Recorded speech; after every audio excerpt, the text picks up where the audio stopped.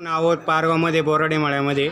तर एक आत्ताच राष्ट्रवादी काँग्रेस पक्षाचे उमेदवार कल्पनाताई काळे येऊन गेल्यात.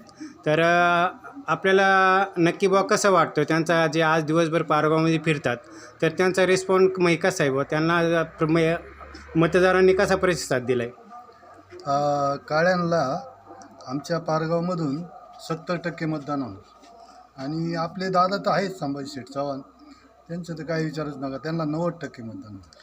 पंचायत समितीचे उमेदवार संभाजी शेठ चव्हाण यांनी पारगाव गावामध्ये काही विकास केलेला आहे का? भरपूर विकास आहे. आज जेजुरी हायवेचा सगळे त्यांच्या यांनीच हे झालं. आणखी इतरला 8 कोटीचा निधी त्यांनी हे करून आणला बेनके साहेबांकडून. म्हणजे त्याला ते एक आहेच ना पुढं. आणि तो आणखीन त्यांच्या त्या जेजुरी हायवेपासून तर आपल्या पुलापोतवर दोन्हीकडून डिवायडरचा रस्ता मंजूर करून पुण्याहून त्यांनीच आणला. सगळ्या कल्पना आहेत आपल्याला त्यांच्या काही. पंचायत समितीचे उमेदवार राजू शेठ गाडगे हे सुद्धा चाकण नगरीमध्ये एक उद्योजक म्हणून अनेक सामाजिक कार्य क्षेत्रामध्ये त्यांचा सहभाग आहे. तर संभाजी शेठ हे पारगावच्या स्मार्ट विलेज असं काहीतरी एक विशेष नाव पारगावला पडले. या बाबतीत काय सांगाल?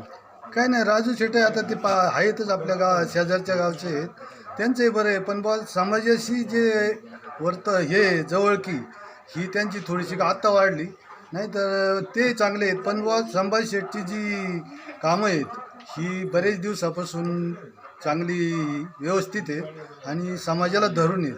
संभाजी शेठचं काम म्हणजे काय सांगायचे, व्यवस्थितपणा, बोलणं बिलणं सगळं व्यवस्थित आहे त्यांचं. कोणाला असं पारख्यासारखं बोलणार नाही, कधी तुटून बोलणार नाही, चांगलं आहे त्यांचं तसं.